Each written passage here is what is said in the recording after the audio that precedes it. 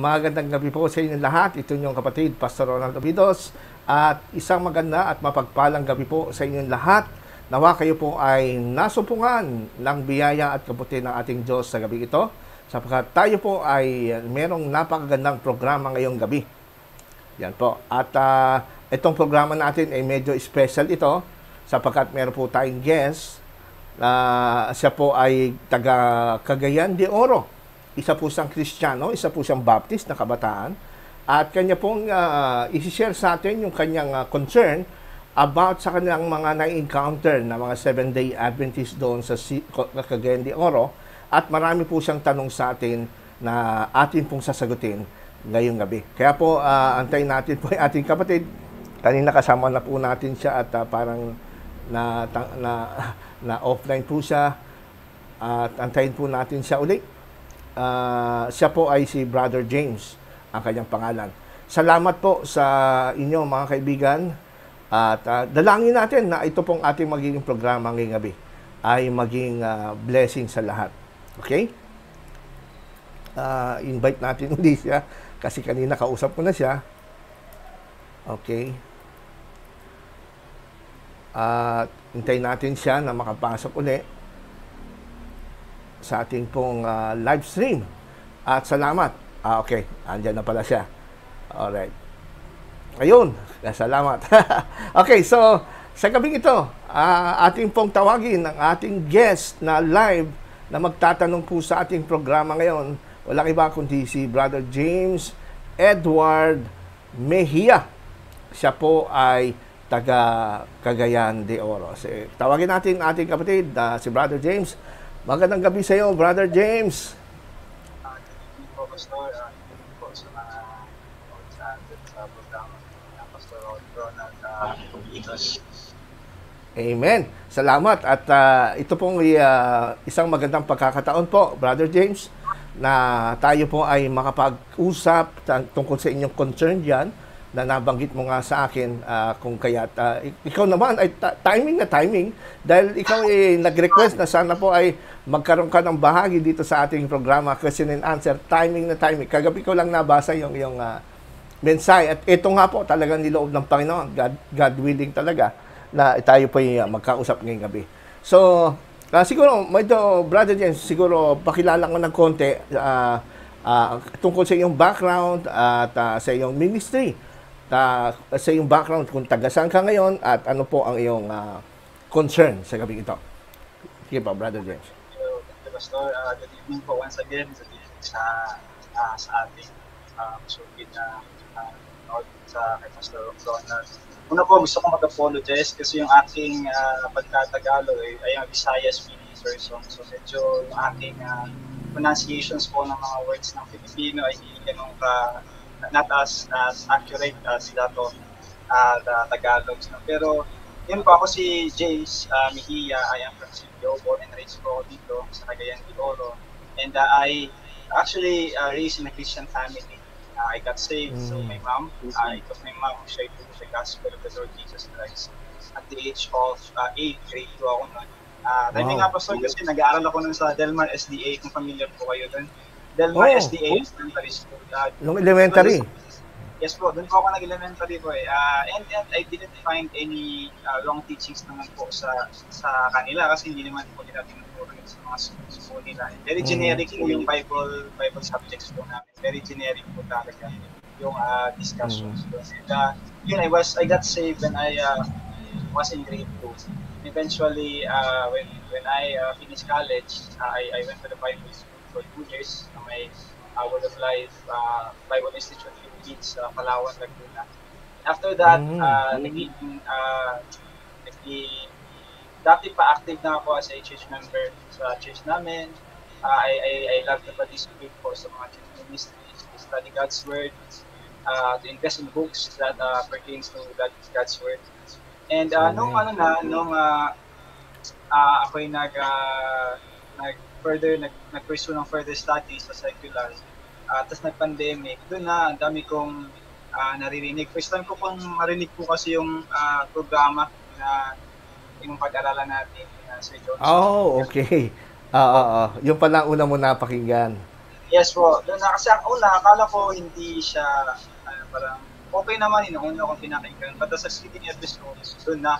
Pero mas naging malalim yung concern ko po kasi naapektuhan na po yung youth namin.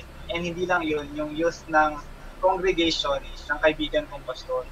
Palagi na akong chinachat na James, familiar ka ba sa ganitong teaching, sa ganitong doctrine? Sabi ko, 1 year lang kasi ako nag-aral sa Seventh-day Adventist na school, elementary pa yun. So yun po yung ano ko talaga ngayon, kaya thankful ako na andito. Actually po, ang nag-introduce sa akin, sa inyo po, indirectly, si Kuya Erwin de la Cruz. Palagi po kayo mag-chat ni Kuya Erwin eh. Kaya ayun, ano ko po siya na naging kaibigan ko si Kuya Erwin. And thankful po ako na very very useful po talaga yung kanyang mga pinopost din patungkol sa Seventh-day Adventist. Yun lang, Pastor. Amen. Well, thank you, Brother James. Yan po ang background niya. At talagang nakikita ko sa'yo na talagang ikaw ay tinawag ng Panginoon. At ang alam ko ay ang ministry mo ngayon ay nasa mga kabataan, ano? Yes po. Diyan sa iyong church, ano? Yes po. Minsan po, paminsan-minsan, pag may trip yung pastor namin sa ibang churches, pag isa-speak siya, nabibigyan po ako ng pagkakataon din po to speak behind the pulpit. Kumbaga, yung ministry ko talaga main is sa youth and sometimes din po ay sa pulpit ministries po. So, I tend na minsan pa. So, ayun, yung current ministries ko ngayon, Pastor. Amen. So, ang concern mo ngayon, yung kaibigan mo na pastor na dun sa kanyang lugar, ay sabi mo ay maraming Seventh-day Adventist siya nakaka-encounter. Magbigay ka nga ng konting background diyan. Ano ba yung concern mo doon sa iyong paano sila nagkaroon ng encounter sa mga Seventh-day Adventist doon sa kanyang territory? Pinento ko lang niya sa akin pa. Una, nag-chat siya. Sabi niya, bye kasi is parang Brad sa Bisaya. Bye. Ka ba dito, ganyan. Sabi ko, hindi. Ano ba nangyayari? Kasi pinopost ako. Sabi niya, very challenging ang ministry niya kasi maraming naghahamon sa kanyang debate. Talaga? Hindi siya ganun kasi. Hindi siya mahilig sa ganun. Sinend ko ulit sa kanya yung link. Tinawagan ko siya kanina. Ayun. So, sabi ko sa kanya na actually hindi ako ganun ka-well-versed din. Pero considering past na meron akong burden talaga sa generation na our generation. Kasi your generation has influenced us a lot concerning the Word of God. And we want to preserve that by also sharing to the next generation the truth of God's Word. So yun yung concern ko pas na hinahamon siya ng debate. And na-hamper yung kanyang mga ministries kasi bilang isang pastor doon siya lang mag-isa kasi bago pa yung church. Hindi na siya masyado nakakapag-aral kasi sa preachings niya kasi nga burden, disturb siya. So tayo niyang people niya, ang daming questions patungkol doon. Hindi niya ganun kamasagot kasi aminado din siya na very limited din yung mga resources na nakikita niya. So, bago lang ba siyang pastor sa ministry niya? Ilang years na ba? 2017. 2018 siya doon kasi ang alam ko, iniwan ng nagpapastor doon yung simbahan na yun. Tapos doon siya nilagay ng home church, sending church niya dito sa Cagayan siguro. So, yun yung nangyari sa kanya na, ayun, marami din. At saka, yun nga, na-disturb siya. Pero doon sa sinabi niya sa'yo, wala ba siyang mga napastoran na mga kabataan na nadala na inganyo sa Seventh-day Adventist? Hindi siya naka-mention pa. Ang na-mention wala pa naman. Siya lang ang inaano. Yes, disturbed siya doon kasi ayaw niya. Sinabihan niya ako na parang, di ba may outreach kayo sa may barangay hall? Hindi naman siya nag-mention na sa barangay yun. Sabi niya may outreach sa may barangay hall. Be very careful talaga sa mga youth. Kasi marami people. Yun nga, na-mention niya isa is about doon na hinahamon siya ng debate. Saka yung mga young people niya ata ay marami na ding parang nadi-disturb na rin pas ba. Wow. Considering na alarming po yun para sa amin na who loves the Lord. comes the truth of God's word talaga. Wow, nakakabahala yung ganyan. Lalo na pag siguro dumating sa point na maraming mga kabataan na member ng church niya ay baka ma-Bible study kasi yan ang ginagawa ng mga Seventh-day Adventists na kaibiganin, tapos i-invite sa church nila, at pagka hindi po kayo aware ay talagang mapapaniwala kayo. Kita mo nga nung sabi mo, nakwento mo yung napanood mong unang video programa sa pag-aralan natin, mga ilang episodes din ang napanood mo at kala mo Christian. Buti na lang meron kang discernment, no? Na nakita mo, na-discern mo na hindi ata Christian to. Kasi nagre-require na mangidi ng Sabat sa every week. Di ba? Yes po. Scholarly tignan kasi siya ba, although hindi ko naman sila ina-attack in person kasi marami ang sabi mo nga, marami kang kaibigan, ano? Tsaka very mabait po talaga yung mga yun. Ang sa akin lang po is that to protect our flock then, protect the church. Amen. Then, Amen. We really have to educate our young people. That's true. Not for the purpose na awayin sila. Hindi naman That's kami true. ganun. That's true. Kami naghahamon ng kahit na anong debate.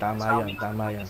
We want to protect the flock. Ngayon sabi ni Babo sa Jude ata and sa 2 Peter na kailangan we have to contend for the faith. Amen. Yung flock natin kasi the savage wolves will come, yung sabi ni Apostle Peter ata kaya yun bas yung may sinabi si Peter sa 1 Peter 3:15, sabi niya na kayo laging handa sa pagsagot doon sa mga taong sa inyo nagtatanong tungkol sa pag-asang nasa inyo, no? Diyan papasok kasi yung apologetics, no? So yung apologetics kasi yan ang talagang effective tools o instrument para maging ready po yung ating mga kabataan katulad nyo, na matuto sila paano sumagot sa objections, sumagot sa tanong. Kasi kaya nga ako ay nagtuturo po ng apologetics kasi po sa apologetics po kasi no question na ang mga kabataan natin ngayon ay alam naman nila kung ano yung paniniwala nila. Ang problema nga lang pag nagtanong kung bakit yan ang paniniwala mo. Paano mo is-justify na tama ang paniwala mo? Doon papasok po yung apologetics. Yan. Kaya, yan isang magandang hamon sa'yo, Brother James, na siguro sinasabi sa'yo ng Holy Spirit na kailangan magkaroon ka ng magkanda ka ng basic apologetics seminar sa mga students. At salamat sa'yo dahil kinontak mo ko dahil ang concern mo nga yung mga Seventh-day Adventists. Yes po. At sabi mo nga yung kaibigan mong pastor hindi makakapasok ngayon. Maganda sana makapasok siya. Sinat ko siya, wala talagang reply pa. Ayan wala talaga. Tinawagan ko siya first, cannot be reached. Sa messenger naman, hindi talaga. Baka mahina. Pero alam niya na may programa tayo ngayon. Yes po, sinabihan ko siya. Okay. Kung sana makahabol siya mamaya, sigurado marami siyang din tanong. At mapapanood naman niya ito ng replay. Okay? So, siguro simulan na natin na sa pagkakataong ito, Brother James, yung concern para po na rin sa kapakinabangan ng ating mga tagapakinig. Sigurado ako na marami po ang makikinabang dito sa ating programa ngayong gabi. Okay, sige, simulan na natin, Brother James. Ano po yung unang gusto nyong malaman at tanong tungkol sa mga Seventh-day Adventists para po ating pong pag-usapan? So, ang basis po ng question ko, Pastor, muna is, kasi merong resemblance, may resemblance ang doctrine po ng Seventh-day Adventist Church po sa Biblical Christianity. Ang una kong tanong talaga, Pastor, to set the tone ng discussion is what is really Seventh-day Adventism or Seventh-day Advent? Ano po ba talaga siya? Is it part of the Christendom? Is it not part or hindi ko talaga alam yun. Yes, that's a good question at yan ang maganda yung tanong na yan at maganda nga at yun ang una mong tinanong. Unfortunately, marami po talaga mga Kristiyano, mga sa evangelical world ang hanggang ngayon naniniwala at medyo masabihin na natin na nadaya, na-deceive, na maniwala na ang Seventh-day Adventist ay Christian. In fact, kung yung pag-aaralan ng konti ang history, noong mga 1950s, isang expert na Baptist, kilala mo ba si Dr. Walter Martin, na sumulat ng The Kingdom of the Cult? Ha? Yes po, yes po. Familiar po. Very Oo. familiar. Yeah, yeah. Siya'y expert sa cult, pero nung 1957, sumulat siya ng isang libro na tinuring niyang Adventist na kulto. Hanggang sa siya ay challenge ng mga Seventh-day Adventist. In-invite siya sa opisina ng headquarters ng mga Seventh-day Adventist para po sagutin at patunayan na hindi sila kulto. At yun nga nangyari, nagkaroon ng 2 years na conference ang mga scholars, mga Baptist din, ano? At nakipag-aralan si Walter Martin, nagbigay ng mga tanong. Ang hinarap ng mga Adventist ay mga scholar din as historian na mga Adventist na magagaling. At sumagot sila at nasagot ang tanong ni Walter Martin. Alam mo ang kinalabasan? Sumulat uli si Walter Martin ng libro na ang pamagat ay The Truth About the Seventh-day Adventist. Doon siya nag-confess. Sabi niya, ngayon ko lang na-realize, after na matagal na pag-aaral, na ang Seventh-day Adventist ay mga kapatid pala natin kay Kristo at hindi sila kulto. Marami hong evangelical na nasyak nun. At na-divide ang evangelical sa point na yon. Merong evangelical na tumanggap sa findings si Walter Martin at meron din na marami din mga Bible scholar na evangelical ang hindi nag-refute sa kanya.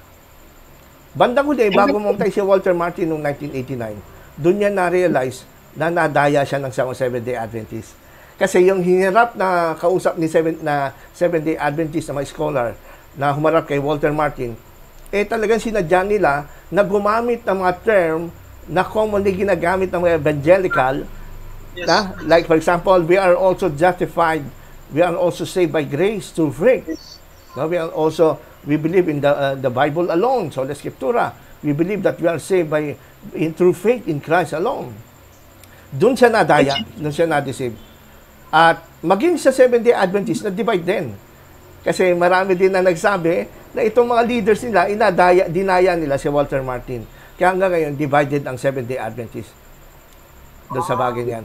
So, pero itong totoo, dahil isi-share ko sa inyo later on, yung aking pong podcast na talagang namatay si Walter Martin, pati yung kanyang ministry, yung kanyang Christian Research Institute, na ngayon ay under ni Dr. Kenneth Samples, ay merong update sa Seventh-day Adventist. Ngayon, ang update nila, ang Adventist ay hindi Christian. Isang kulto. Bakit kanyo? Kasi, bakit kulto ang Seventh-day Adventist? Number one, hindi sila naniniwala sa sola scriptura. Bible alone. Although sinasabi na... sige. Sige, sulat mo. Sila po. Continue na po kayo. Hindi sila naniniwala talaga sa sola scriptura kasi meron silang another source of authority. Walang iba kundi si Ellen G. White na kanilang tinatawag na propeta. Yan. Meron silang Ellen G. White na parang lumalabas na they cannot understand the Bible without looking onto the writings of their prophet, Ellen G. White. Parang lumalabas si Ellen G. White ang final authority ng mga Seventh-day Adventist. Wala kang mababasa na sa mga sulat ng mga Seventh-day Adventist na nung i-compare nila ang sulat ng Bible kay Ellen White, ay wala kang mababasa na umamin sila na may mali si Ellen White. Kundi sa halip, sinasabi nila, si Ellen White ay lesser light na dadalhin ka sa greater light which is the Bible. Parang kay John po. John the Baptist. John the Baptist na siya yung titig. Parang gano'n. Pero sa kanya, hindi. Lesser light si Ellen G. White. Para, kailangan mong basahin ang sulat ni Ellen G. White. Para sa gano'n, sabi nga pag binasa mo dahil sulat ni Ellen White, mayroon siya sinabi, na parang nabasa mo na rin yung Bible. At dadaling siya sa greater light. So, yan ang number one na problema ng Seventh-day Adventist. No? Meron silang extra biblical authority. The Bible is not the final authority. Number two, kung bakit sila kulto, number two, is ang aral ni Ellen G. White, ng kailang propeta, they are not saved by grace alone, through faith alone. Kasi yung kanilang propeta, ang turo sa kanila, kailangan kayong sumunod sa Ten Commandments kasi yun ang requirement ng Diyos. Requirement yun para sa salvation. No?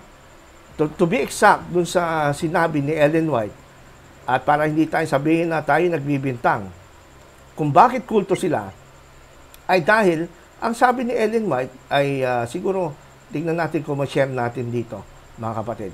Ito'y para na rin sa mga kaibigan natin na nagtatanong tungkol sa kanila. Sige, isi-share ko dito sa screen, itong babasahin natin ngayon, para ipakita ko sa inyo kung bakit sila hindi Christian at kung bakit kulto ang Seventh-day Adventist. Kasi, tignan niyo yung turo ng propeta nila. Oh. Di ba, pag propeta ka, dapat ang turo mo ayon sa Bible. Dapat ang turo mo sang-ayon sa aral ng Bible, lalo na sa pagdating sa kaligtasan.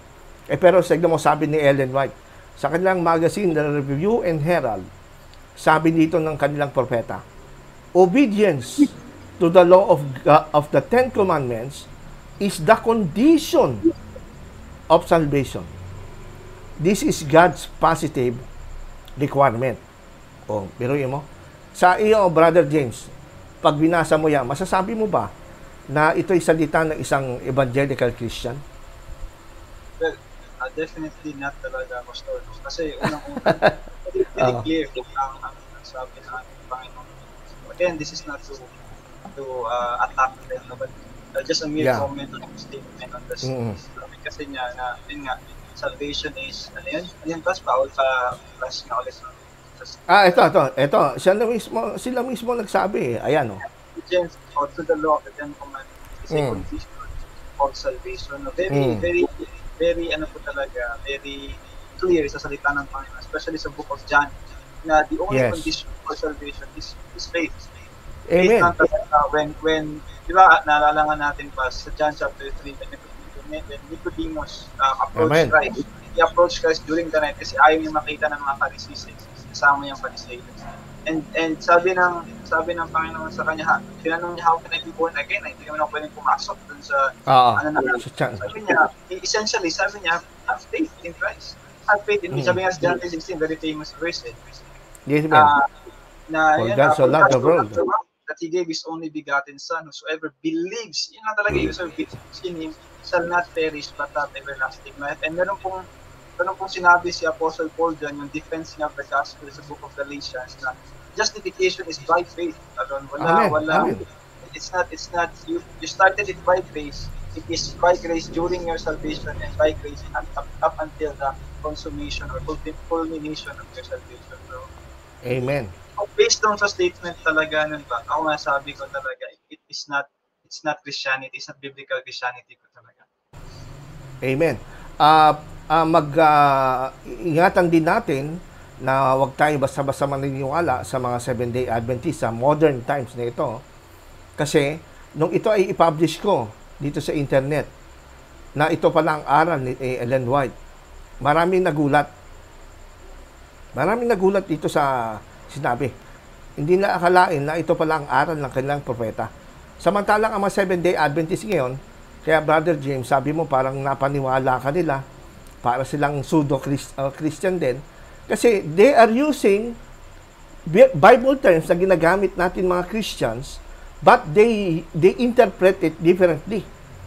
No? For example, they use the term, we are saved by grace. Also, they are saved by grace. They are justified by faith. They also use that. They also use the term salvation. They also use the term by faith alone. Pero they define it differently. They misrepresent it. Ngayon, pagka meron kayong nakausap na pastor, na hindi ganyan turo namin, hindi ganyan. Huwag kayong maniwala doon. Kasi unang-una sa lahat, common sense lang naman, sino ba ang mas authority na magturo at mag-represent ng aral ng isang denomination? Hindi ba yung tinuturing yung propeta? Di ba hindi dapat ang authority at ang mas mataas na authority kaysa sa mga pastor ngayon ng mga kaibigan natin Seventh-day Adventist, yung kanilang propeta? Di ba? At si Ellen White ay isa sa mga founder ng Seventh-day Adventist Church. So, kung si Ellen White ay propeta at founder at sasabihin sa iyo ng mga makakausap ni Dan, ng mga Seventh-day Adventist, ay hindi ganyan turo namin. We are saved by grace through faith. Pwede natin sabihin, teka, Sino ba mas authority sa inyo? Kayo ba na mga scholars lang ng Adventist na nag-aral lang sa ng theology o yung propeta ninyo? Di ba ang paniwala nyo, ang propeta nyo, sugo ng Diyos yan? So, mas mataas ang sugo ng Diyos nyo. Ang sabi ng sugo ng Diyos nyo, obedience to the law of the Ten Commandments is the condition of salvation. Samantalang doon sa John 3:16 na binasa mo, ang condition ng salvation ay faith. Kaya pag ginamit mong condition of salvation, obedience, salvation by works yan. Kaya mag-iingat din po tayo, at sabihan mo rin yung mga kapatid natin dyan, sa inyong church, na ang mga Seventh-day Adventists, magaling sila, gumamit ng mga terminology sa atin na Bible, pero para mapaniwala tayo na Christian din sila. No? Pero pag pinakita mo to, ibibigyan kita ng kopya mo nito, na hindi pala kayo Christian, kasi ang salvation, according to the Bible, ay hindi siya reward. Ang salvation ay gift. Amen. Yeah, totoo yun. So, di ba? Kaya paano mo sasabihin na condition ng salvation na we are saved by grace? Condition niya, obedience. Di ginawa mong reward ang salvation. Yun lang, yun ang Pastor. ibig sabihin. Yung ano kasi, bago ako I think 2 years ago yun, nag-research ako kung familiar po kayo sa Master's Seminary ni John MacArthur. Yeah. Yan, nakapunta na ako ron sa US, sa California. Doon ako bumibili ng box Okay. Tinanong siya, sino yung pastor na yun i-research ko ulit yun. Tinanong po kasi siya na bakit hindi part ng evangelicals ang tinatawag na Seventh-day Adventist. Nakinig po ako sa sagot niya. Sabi lang niya kasi marami silang teachings na hindi ayon. It's not in accordance with the plain teachings of the Scripture. Amen. Amen. Mention siya ng iba investigative judgment. Yeah, isa pa yan. Yeah, that's anti-gospel. Kaya, ayun, Pas, kaya yun yung sabi mo nga na condition is by faith. And magaling silang gumamit ng terminologies. Oh. And na-witness ko yun, Pas, kasi yun nga nung pandemic pa, nakikinig ako nung sa debate nila Pastor Rayan. Gabi ko lang siya pinapanood kasi may isa no na nakapanood ako live pero na-exit agad ako. Tapos gabi ko siya pinanood. Hindi ko lang makalimutan sino yung nakadebate. Hindi ko lang maalala sino yung nakadebate niya. Gumamit siya pas ng term natin. Only we are saved. May 3 tenses yung salvation natin. Yeah. Past, present, future. Tama yung pagkagamit na kasi sabi niya, saved from the penalty of sin. Yan yung past. Present, saved from the power of sin. Future, saved from the very presence of sin. Sabi ko, tama naman yung sinabi niya. Bakit? So, why is this contradicting sa atin? So, yun yan. Doon ako nalilito. Ano ba talaga to? Ano ba talaga sila? Yun yung gusto kong malaman. Yan nga. Kasi pinapakinggan ko yung argumentation on both sides. And naka-comment pa nga ako dun sa comment section na that person is making a policy of equivocation na same term. Same term. Sabi ko, hindi naman ganun. Hindi siya, just because terms are used the same does not mean that they are meant to be understood in the same way. Hindi ganun eh. Kasi context ang mag-determine, di ba, pas ng usage ng salita na nakikita sa so, kaya doon ako nag-agree talaga ako nung sinabi yung pas na magaling sila sa terms natin. That's true. That's true. Kaya mag-iingat kayo dyan, no? So, ganyan kasi sila. They have to use the terminology that is very common to us Christians para sa ganon. Sa tunog pa lang, masasabi na ang mga Christian to. At dyan maraming nadideceive. No? Madideceive ang mga... Pero nakita natin na yun nga, sa teachings pa lang, sa authority. Sa atin Christians, ang authority natin, final authority, is the Word of God, the Bible. Sa kanila, hindi lang Bible ang authority, pati yung writings ng kanilang propeta na si Ellen White. No? Yan ay kanila. Tsaka sila, naniniwala sila, ang Bible maraming mali. Hindi sila naniniwala sa inerrancy of the Scriptures.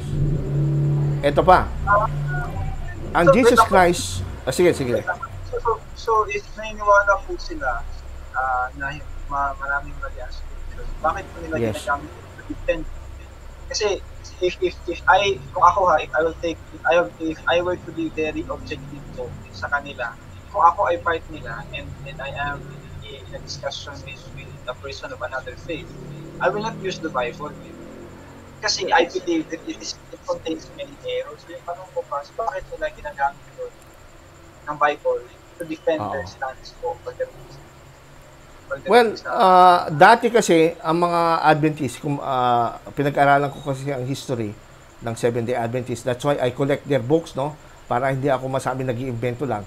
I have many evidences to prove na mga early Adventists, lalo na ng mga early 19th century, early 20th century, nung pumasok na yung tinatawag na Enlightenment, no? Pumasok na yung Darwinism and everything. Sila ay pumanig sa mga fundamentalist, mga evangelicals, yung gumawa ng book na The Fundamentals, na B.B. Warfield, di ba? Sila yung mga nag-defend doon. Meron ko ba yan? Pero alam mo yung book na yon, na The Fundamentals. Kasi B.B. Warfield is a person who is very good in articulating the inerrancy of scriptures.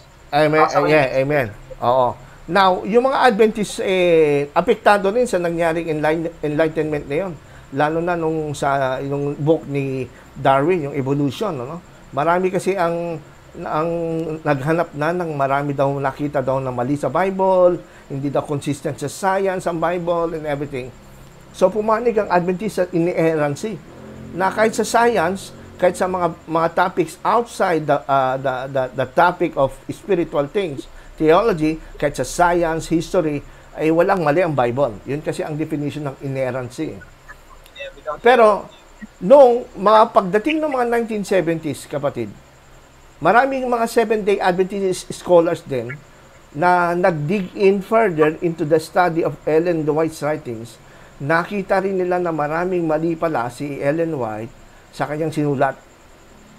Lalo na sa sinasabi niyang book na Great Controversy, na yun daw ay galing sa vision niya, at nakita ng mga scholars mismo ng Adventist ang daming mali sa history, maling date, and everything. Dahil doon, ang mga Adventist ay naniniwala na baka ang Bible ay may mali rin. Kasi they believe that the Ellen White, nung sumulat siya ng book, si Ellen White kasi para sa kanila ay inspired prophet. Kagaya ni Jeremiah, kagaya ng authority ni Ezekiel, kagaya ni Isaiah, ganun ang inspiration din ni Ellen White. So, since same, identical ang inspiration, it is through the Holy Spirit, at ang process ng inspiration sa mga prophets at kay Ellen White ay pareho. Therefore, ang authority nila pareho. So, kung may mali si Ellen White, at mahal nila si Ellen White, kailangan ng protektahan nito. Kasi pag tinanggal mo si Ellen White sa Seventh-day Adventist, ay babagsak ang Seventh-day Adventism. So, nakasalalay ang kanilang existence sa authority ni Ellen White. Kaya nga hindi nila ma-expose hindi nila masabi may mali in public. Yung mga nagsasabing may mali, umalis na sa Seventh-day Adventist. Kasi naging honest lang sila sa kanilang sarili, naging matapang sila na harapin ang katotohanan. Kaya nga hindi pwede, at ngayon, ang mga Seventh-day Adventist, maraming Seventh-day Adventist ngayon, andyan pa rin sa church, no? Pero most of them, hindi na naniniwala din kay Ellen White. Kaya ang tanong ko sa kanila, hindi sila naniniwala. Sabi, I don't care about Ellen White, basta ako sa Bible lang. Sabi nila si Ellen White, ano lang yan, hindi siya inspired, ganyan. May mali siya. So, they question her authority. Pero hindi yan ang tinuturo sa kanila ng mga leaders. Kaya nga tinatanong ko sa kanila ngayon, mga Seventh-day Adventists, paano ninyo sasabihin na kayo ay true church, samantalang ang inyong propeta ay false prophet? Saan kayo nakakita ng true church under the false prophet? Meron bang ganon? True church ka, tapos ang nangunguna sa'yo, false prophet? Hindi pwede yun. And you can never be a Seventh-day Adventist kung hindi ka maniwala kay Ellen White. In fact, sa baptismal form nila, bago ka bautismal, halimbawa, magpapabautismo ka sa Seventh-day Adventist, tinatanong na doon yung kung kilala mo si Ellen White. At requirement na yan para sa mga baptism. Kaya nga, ang status talaga ng Seventh-day Adventist, ako yung magsasalita out from the box. Dati akong galing dyan. 24 years ako. Ano na ngayon? Magulo na talaga ngayon ang Seventh-day. Hati-hati sila. They are divided instead of united. Kaya nga hindi na tayo pwedeng sabihin, ba't kayo may Baptist, ba't kayo may Methodist, ba't kayo hiwa-hiwalay?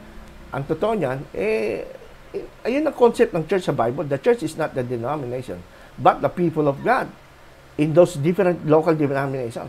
Ang problema, yung mga Seventh-day Adventists, nakiklaim sila na kami lang ang tunay na church. Pero hindi, sa totoo lang, pag pumasok ka sa loob, divided sila. Kaya nga po nakakalungkot kasi marami silang nadideceive. Di ba? Kaya yung unang tanong mo, sila ba'y Christian? Sana. How I wish. Pero, eto, Brother James, ako'y naniniwala na may mga anak ng Diyos pa rin dyan.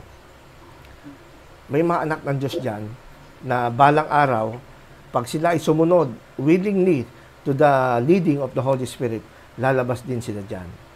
Kaya nga meron kaming former Adventist Fellowship Philippines na aking pong tinatag noong 2019 at praise the Lord, marami pong nagpapabaptize ngayon na galing dyan sa Seventh-day Adventist. Kahapon lang, yung aming pastor, si Pastor Leo Balberan, galing sa Isabela. Marami siya na-baptize. At sabi nga niya sa akin kanina, marami daw na mga kamag-anak ng mga yon ang magpapabaptize na. Praise the Lord, di ba? Praise the Lord. Kasi naliliwanagan sila naliliwanagan sila. Kahit paano ang Panginoon, mahal sila. Mahal ng Diyos ang Seventh-day Adventist individuals. Mahal ng Panginoon yan. Kaya lang nga, naliligaw lang sila kasi yung turo ng mga leaders nila, nagiging biktima sila. Yun po ang masasabi ko doon sa unang tanong. Na-satisfy ka ba doon sa tanong? No? Una, isa-summarize ko. Number one, pagdating sa authority ng Bible, hindi sila naniniwala na final authority ng Bible. Kaya hindi sila Christian. Number two, si Ellen White ay kanilang authority. Final authority nila, interpreter ng Bible siya. So, number three, iba ang kanilang Jesus. Ang Jesus ng Seventh-day Adventist ay isa lamang anghel. Si Michael the Archangel. Si Michael the Archangel. Clarify ko pa, kasi sino ba yun? Hindi ako kumita sa pangalan. Kasi po, meron ko napakinggang debate din nila. Sino ba yun? Basta ang ka-debate niya po ay Jehovah ba yun? Muslim, di ako sure. Mm-hmm. They're defending the deity of Christ. Which okay. For me, parang okay naman. I-defend naman nila that Christ is God. Yeah. Napanood ko rin po ata yung debate against sa INC po ata ba yun? Hindi ko sure kung ano na at saka si Sir Richard Thompson napanood ko rin yung kanyang debate with against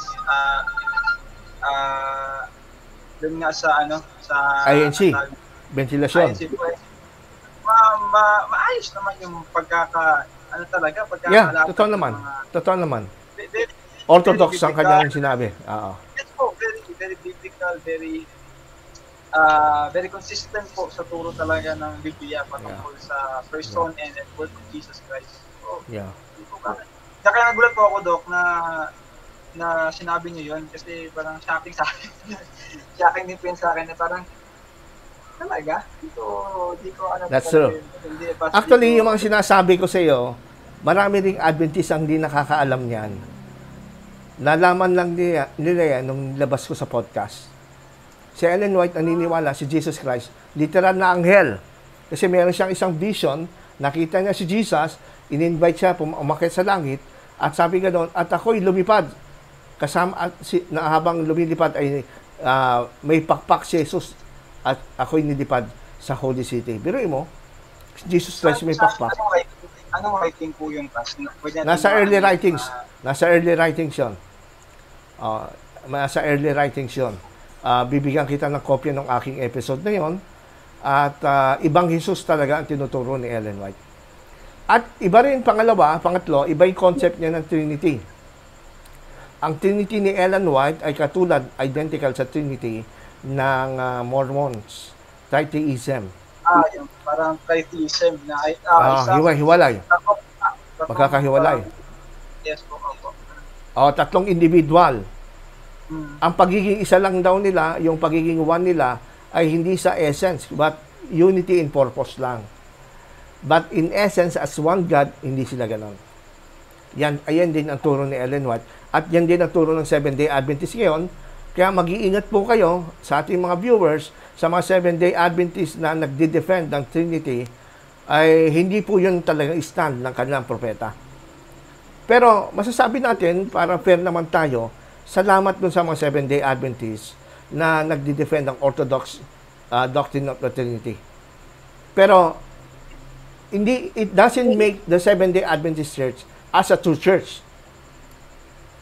Kasi hindi sapat na kontrahin nyo lang yung sinasabi at original na turo ng propeta nyo, si Ellen White. Kailangan alisin nyo siya sa inyong organization. Ang nangyayari kasi, hindi yung Trinity na tinuturo ng mga theologians ngayon, na Seventh-day Adventists, ay iba sa Trinity ni Ellen White na kanilang propeta.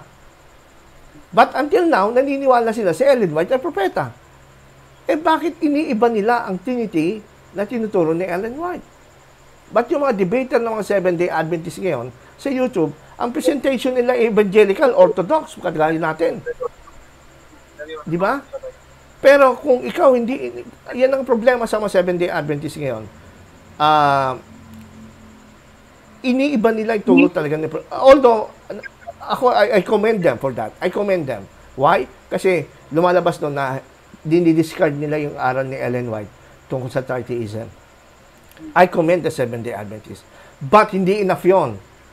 Dapat doon pa lang, makita nila at maliwanagan sila na si Ellen White ay false prophet. At pag nanatili sila sa church na tinayo ng false prophet, well, I don't see any reason at all na talagang tunay silang nagsisisi at nagmamahal sila sa katotohanan. Kasi kung talagang alam nilang false prophet na yung si Ellen White, ay dapat alisin nila siya sa kanilang fundamental belief. Kaso hanggang ngayon, kasama pa siya sa fundamental belief. Sa fundamental belief number 19, the gift of prophecy, sabi nila.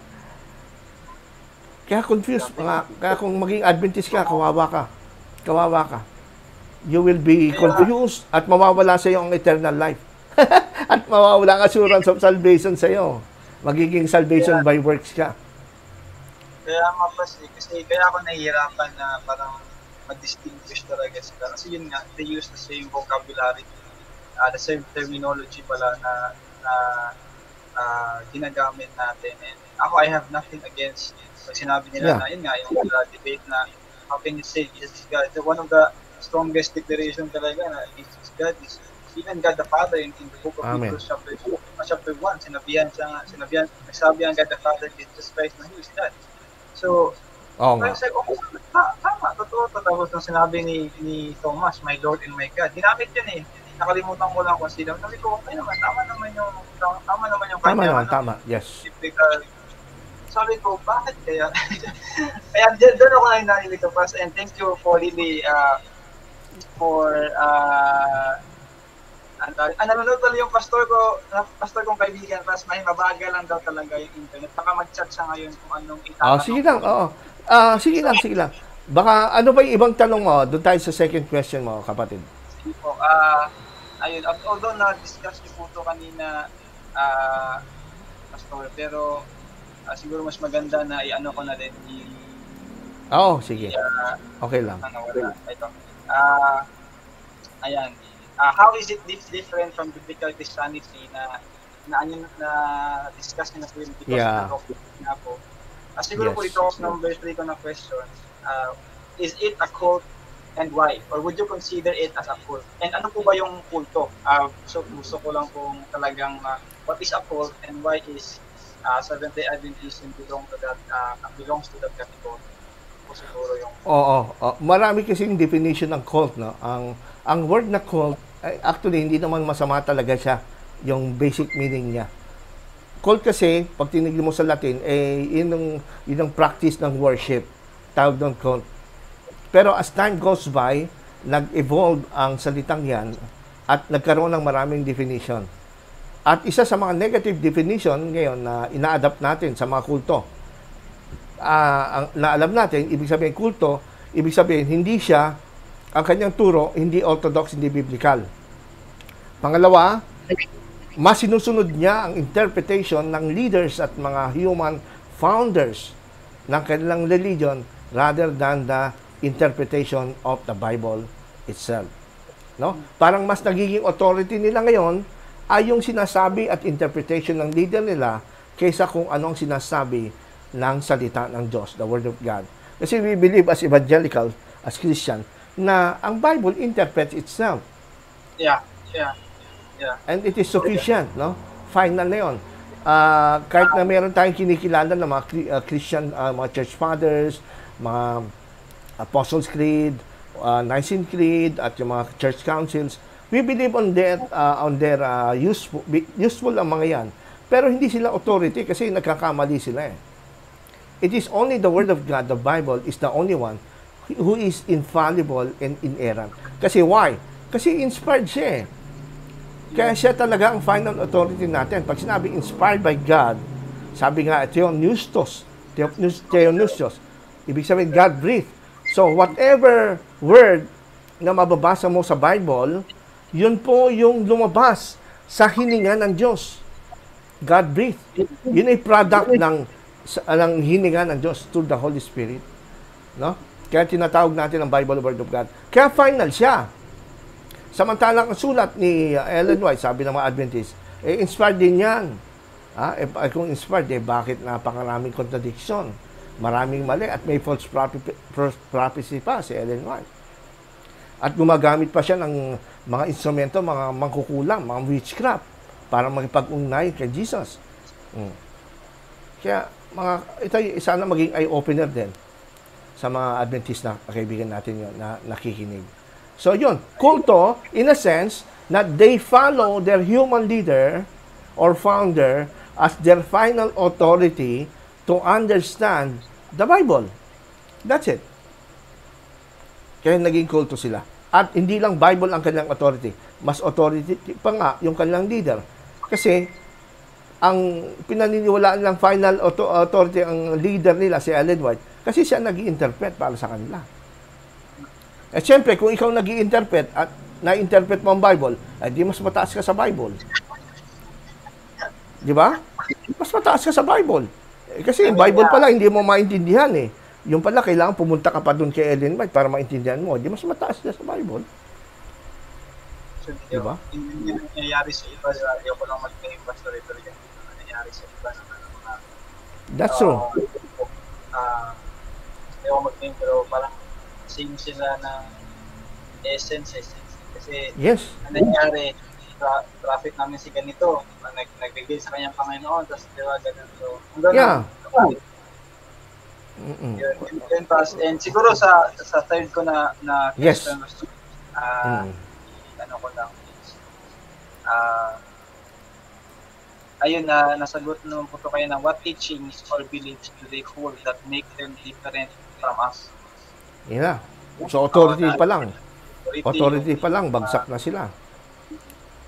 Ito talaga yung hindi ko alam kasi yun nga, hindi ako well educated dito. Sabi niya, sabi ko dito, what is the teaching of investigative judgment and the doctrine of souls? Oh, that's a good question. Okay, yung investigative judgment, sila lang ang may aral na yan. Ang investigative judgment, kaya tinawag na investigative judgment, ito daw ay judgment para masigurado kung sino ang qualified na ma-resurrect from the dead pagdating ng judgment at sila lang ang magkakaroon ng eternal life. So ano ba itong investigative judgment? Ang paniwala ito ng mga Seventh-day Adventists ay hindi sapat lang na magsabi ka na mahal ko si Kristo, kundi kailangan imbestigahan pa ang buhay mo kung talaga bang gumagawa ka, kumikilos, namumuhay ka ayon sa pananampalataya mo. At nakalista yan sa langit. So past clarification ko lang. So ibig sabihin pala, wala silang eternal life. Wala. Kasi tayo, naniniwala tayo sa John 7, our eternal life commences, simula yan, hindi pag namatay tayo. Kung hindi sabi ni Christ sa John 17:3, this is eternal life, that they may know you. And Jesus Christ whom you have sent. So from the moment na nag-believe tayo kay Jesus Christ, right there and then, meron tayong eternal life. Yes, saka sabi ni Jesus sa John 5:24, di ba? The moment you listen and hear and have faith in the Son of God, no, ay lumipat na from judgment into life. Right. Lumipat na from death to life. Yes. Yeah. Oh, sa Seventh-day Adventist, ang kanilang aral, wala pa tayong eternal life ngayon. In fact, dun sa programa ng nabanggit mo kanina, yung pag-aralan natin, yung isa doon kanilang guest, pinagtatawanan yung isang Baptist na kadibati nila. Sabi nung sa Seventh-day Adventist doon, ba't kaya mo sasabihin na mayroon kang eternal life? Ha? Bakit? Hindi ka na ba mamamatay? Grabe. Yun. Kasi, yun nga, siguro sa mga doon din to inform natin sa atin mga manonood. Although alam ko na baka may idea siguro sila. Eternal life kasi sa atin, it's not so much about the length of the life. Exactly. About the quality ng buhay natin. Exactly. Pag nasa kay Kristo tayo. Sabi niya, abundant life. Yeah, that's the abundant life na sinasabi ng Bible. Hindi siya yung length. Not so much with the length. But it has something with the quality. Exactly. Kasi kung isipin natin, may technical tayo, di ba, Pastor? Kahit sabihin mo, ang mga mapupunta sa impyerno, kung tutusin, buhay naman sila din eh. Pero because they are separated eternally from God, they are considered as the quality of their life there is as a hell. It's not the same as God. Yan. Life, eternal life has something to do with hindi ka na mamamatay. It has something to do with the quality ng ating buhay. So, amen. So, ibig sabihin pala, Pas, kung napapakati ako sa ulo. So, ibig sabihin pala, Pas, kung yung investigative judgment, ibig sabihin pala na, doon pala, it's check. Kung ikaw ba ay ligtas. Yes, tawag na investigative. Kung tama ako pa sa. Kasi you will be investigated of how you live your life sa mundo. Correct. Ibig sabihin, pwede kang patawarin ng Diyos ngayon. Halimbawa, isang Seventh-day Adventist, tinanggap niya si Jesus bilang Savior. And then, after he repented, Savior, nakalista na yung pangalan niya sa aklat ng buhay sa langit. Tapos, ngayon, pag yung pangalan na niya ang tinawag sa langit, halimbawa, namatay na siya. Namatay na yung taong yon. So, tapos na, wala na siyang gagawin eh. Wala na siyang i-record na buhay niyang darating. Kasi patay na siya. So, yung kanyang ginawa nung past habang siya'y buhay, dun ibabase ng Diyos kung talaga siyang ililigtas. Although pinatawad na siya noon, pero hindi pa nabuburay kasi ang kasalanan, hindi pa rin siya maliligtas. Ibig sabihin, walang kapatawaran na genuine. Kasi kung may kapatawaran sabi ng, kung hindi ako nagkakamali, sabi ng Panginoon, I will remember your sins no more. Yun. Yan yun. Kasi kung babalikan pala, kung ganun pala, ibig sabihin, hindi binat out ng hindi binat out. Oo, hindi binat out kasi imbestigahan ka pa eh. Hindi imbestigahan. Pero kung halimbawa, bago ka namatay at may kasalanan ka nagawa at hiningi mo ng tawad, tsaka lang iba-blot out. Pero kung mayroon kang yung kasalanan, doon na mismo sa mismo pagharap niya sa Panginoon, doon mismo i-blot out o hindi? Parang tama. Ay, hindi. Kasi hindi naman sila naniniwala sa na may immortal soul ang tao at sa spirit na humihiwalay. They believe that tanong mo ka, di ba yung soul sleep? Ang paniwala ng Adventist, they believe in soul sleep. Kaya i-judge sila, hindi na nila kailangan yung kanilang kaluluwa ay umakit sa langit para humarap sa judgment. Ang harap doon sa langit, sa Diyos, para i-judge, yung record ng kanilang book, ng kanilang buhay. Kasi bawat Adventist daw, meron daw record yan, anghel ang nagre-record ng kanyang ginawa, mabuti at masama. At yun ang nakatala sa langit. Noong 1844, yung investigative judgment, nagsimula daw noong 1844, ang ginawa ni Jesus daw, doon na daw siya nagsimula na magbubura ng mga kasalanan ng mga namatay na nagpo-profess ng faith kay Kristo. Ngayon, kung meron siya nakita, sana ba, ako nakita niya, tagal na akong patay, at tinawag na yung record ko, binuksan niya yung aking book of remembrance, si Ronald Obidos, o ito, tignan nga natin, habang siya buhay, meron ba siyang kasalanan na hindi nahingi ng tawad? Oops, namatay siya, pero hindi niya nahingi ng tawad dito. Hindi na bara. Well, sorry, hindi ka magmamana ng eternal life. you will not go to heaven. Disqualified ka sa heaven. Ganun sa kanila. Very complex nga sa apas, no? At Very sa akin complex. na ngayon, kasi tayo po, we believe in the simplicity ng ating salvation. Paano ba, sabi nga ng father-in-law ko, pastor din siya sa Baptist. There is one doctrine in the scriptures that God made it plain, the doctrine of our salvation. Amen. Hindi komplikado yan. Believe in the Lord Jesus Christ, and you will be saved. Yan, Acts chapter 4, verse 12, there is no name under heaven given to mankind by which we must be saved. So, nakikinig ako sa inyo ngayon, Bas. Sabi ko, kaya po, pinakaroon ako. Pag ganun, Kaya pagka tinanong mo ang isang Seventh-day Adventist, kapatid, ikaw ba masasabi mong ligtas ka na ba ngayon?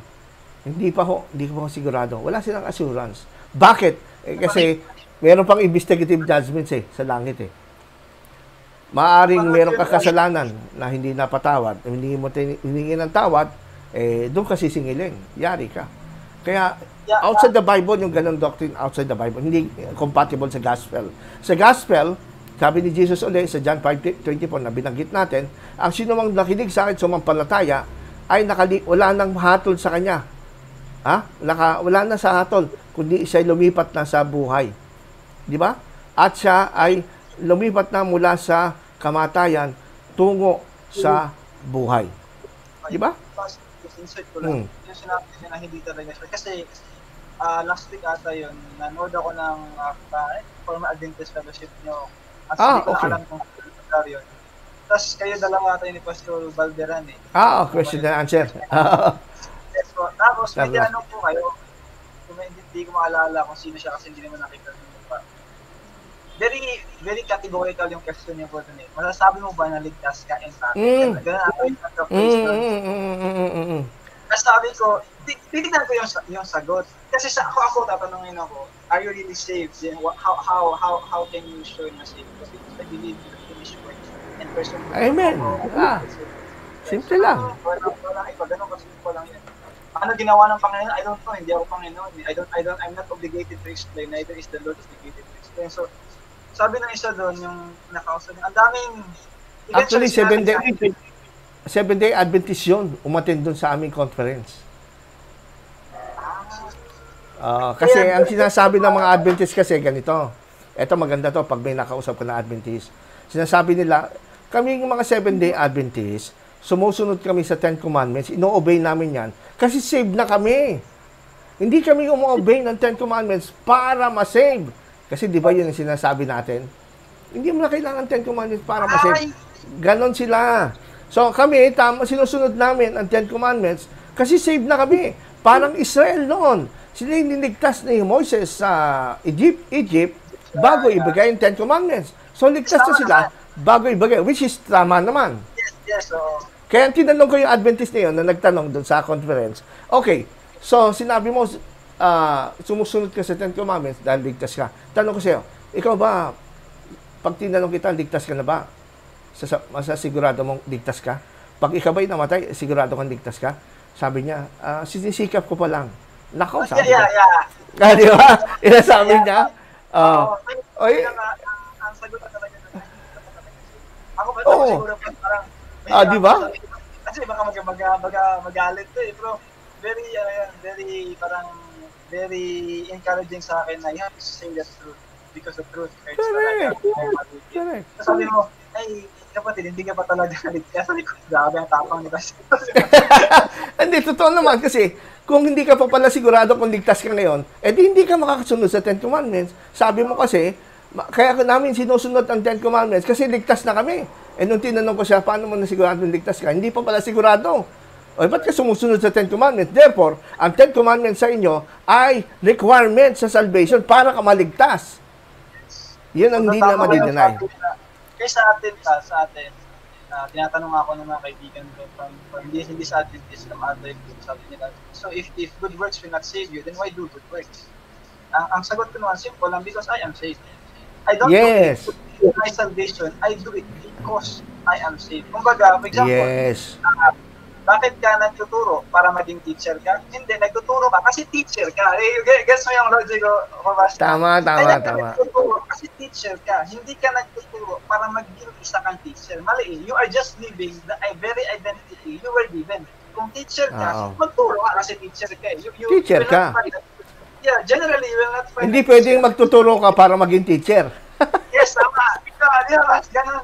Kasi yun din eh, di ba, na, yun yung ano ko, yun yung parang ating defense na kaya ako ginagawa ko because I am saved, not to be saved.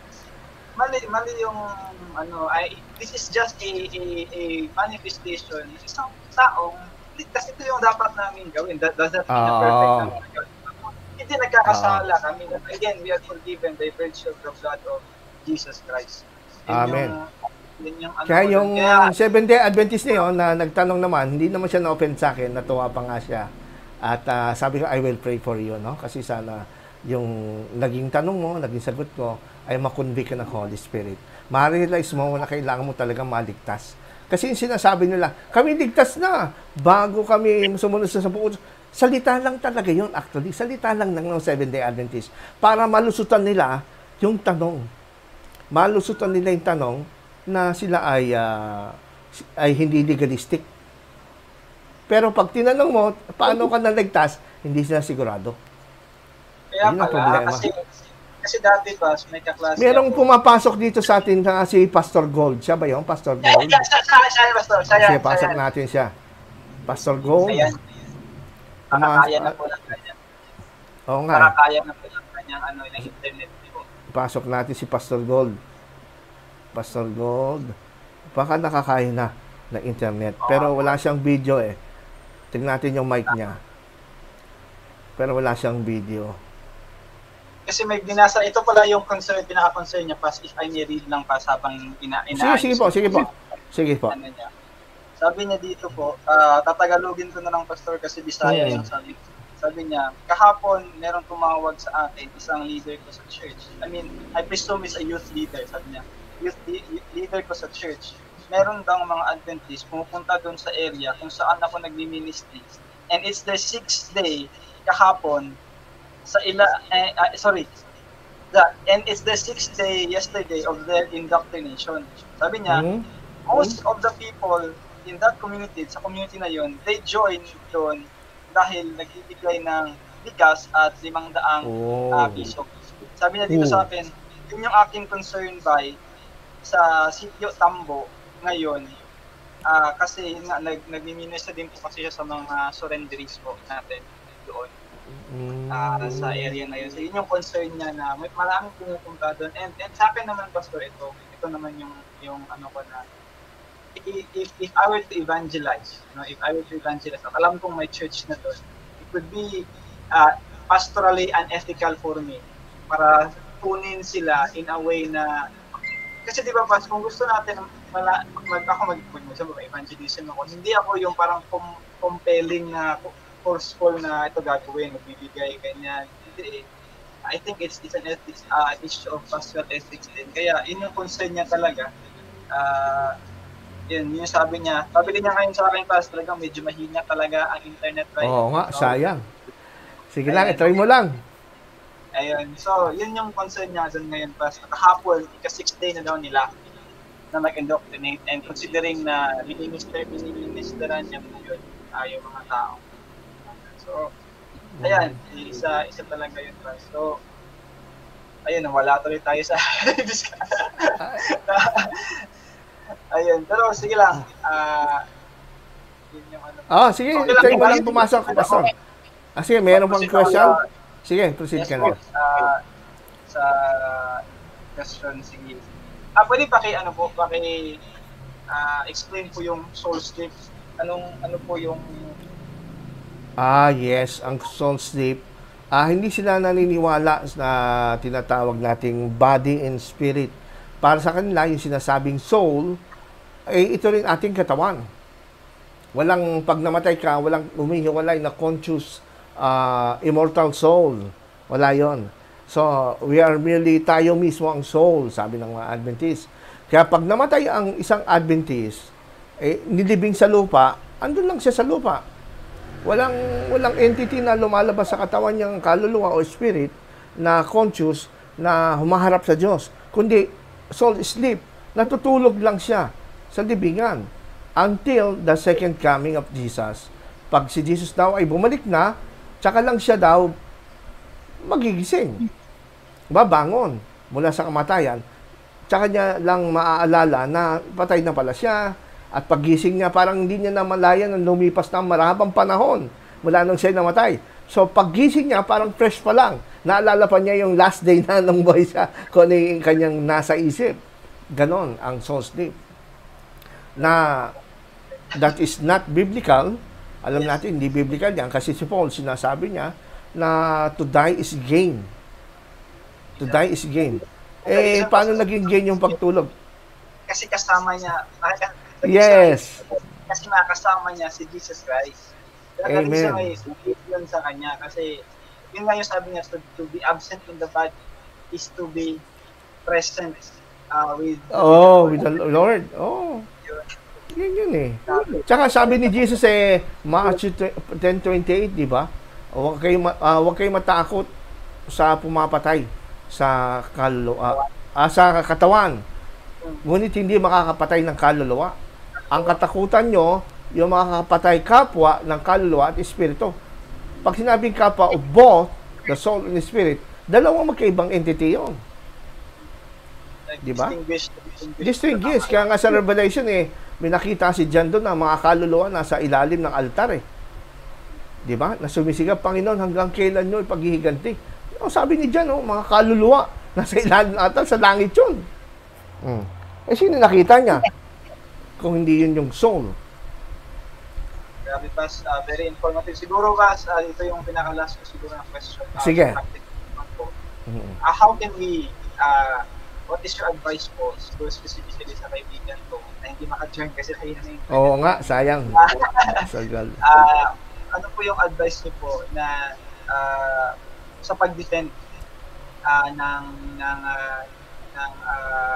isang Gospel. Christian, sa gospel po, pag may kagaya ng ginagawa dito ng mga Adventist dun sa place kung saan siya nag-minister ngayon. So, ano po kaya, Pastor, yung pwede niyo may advice sa amin din, especially na we are the young generation? Oo. Ngayon, sabi mo mga kanina, inahamon siyang debate, di ba? Debate. Yes, po. Oo. Ngayon, alam ko naman na as much as possible, iniiwasan niyo yan. Kasi you want to focus on evangelism and soul winning. Pwede niyo naman silang i-refer sa akin. Gusto yung debate. Doon kayo kay Pastor Ovidos. Live pa kayo. I-invite natin sila. Ganito rin. Sabi mo. Ganun lang. Tsaka, siyempre, say it in a nice word. No? With love. Well, sabi mo, kapatid, hindi yan ang focus namin ngayon. Busy kami sa soul winning. Tsaka usually, na-avoid namin kasi minsan hindi maganda ang kahinatnan. Parang nagkakaroon ng payabangan. Usually, gano'n naman Yes, ganun talaga nangyayari. Ganun, nagkakaroon ng payabangan. Lalo na konti lang alam. Tapos yung makabasa lang ng 3 talata at kala nyo magaling na siya. Maraming ganyan sa Adventist. Kaya ingat kayo dyan. Ngayon, yun lang, huwag niyo pansinin sila. Ang advice ko sa inyo, kaibigan nyo na lang sila. Kaibigan nyo. Sabihin na lang sa magbuting paraan, kapatid, hindi kasi yan ang focus namin. Kaya, what more they're saying, sabihin pa na, takot pala kayo. Kayo yung mga sun worshiper. Galing sa Katoliko yan. Yan pangingilin yung linggo. Sabi ko, hindi ko pa nababasa yun. Hinapin ko nga ito sa akin. Tapos, pagka tinanong ka, at medyo hindi ka prepare ng pagsagot, sabi mo, i-refer na lang kita dun sa ministry ni Pastor Ovidos. Andun, sasagutin ng tanong mo. Sabi mo. Ganun lang. Tapos sabi mo, brother, ipapanalangin lang kita.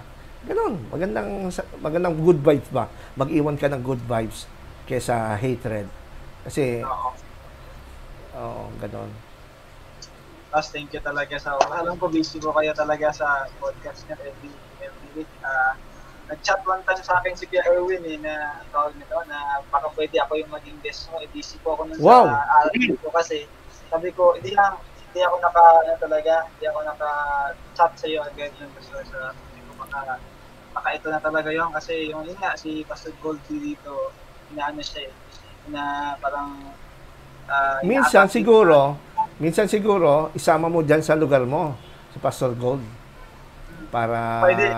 Kung bisita yun sa bahay kasi, kaya pwede naman. Dyan sa bahay, para dalawa kayo, di ba? And open naman kayo, welcome kayo, mag-set natin tayo uli. Kahit kahit next Sunday, walang problema. Para maging tuloy-tuloy. Salamat din sa iyo, James. Salamat din. At, basta ano lang, dun sa aking, alam mo na ba yung aking Facebook, yung aking website, yung Former Adventist Fellowship. YouTube channel lang kasi, yung alam ko. Okay. Teka, meron kasi kaming website, yung formeradventist.blogspot.com. Papakita ko sa iyo kasi andun lahat, whatever yung, kung ano yung nakikita mo sa YouTube, dito rin. At ito yung ginagamit kong means to share and evangelize kasi nandyan na lahat. Ito papakita ko sa screen. Ayan.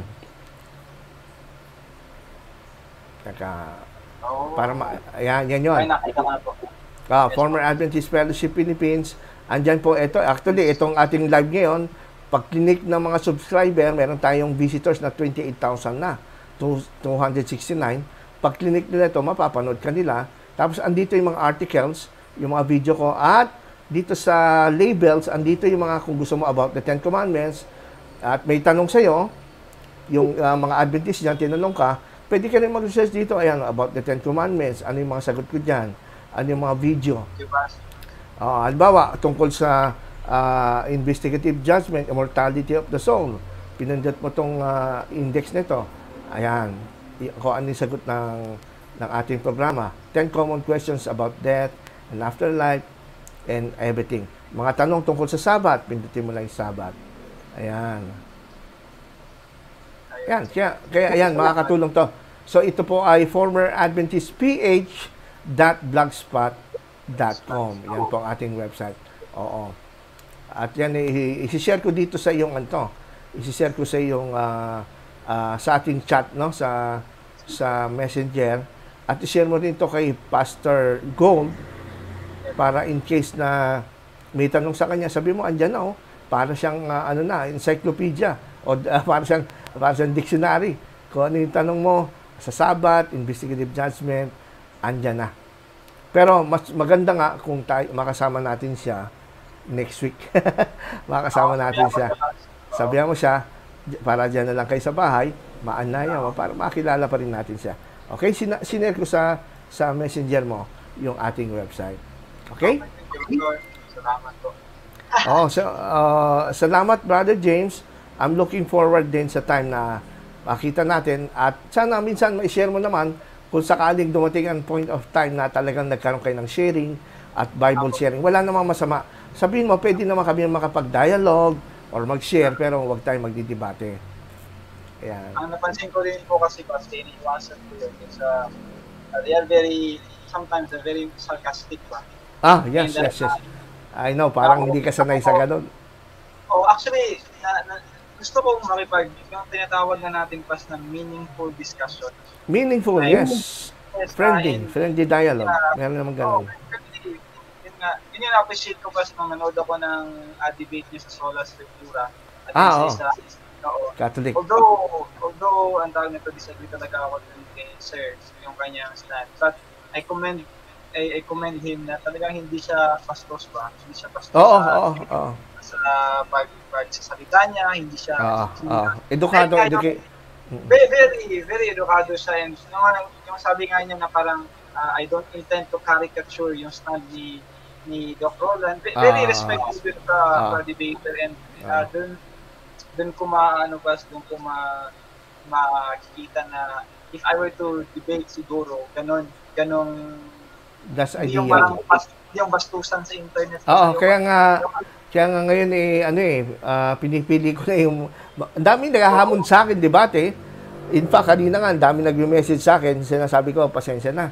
Pinipili ko lang kausap ko yung sometimes ay matcha-challenge din ako, may matututunan din ako, magiging kaibigan ko pa.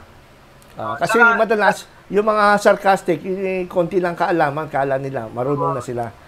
Natatawa nga ako kasi especially yung mga nagpupunta ng verse na very out of context. And appreciate ko rin pa yung ano nyo, yung debate with Sir Roland Camacho, Sir Camacho, yun, yung mga, Yeah.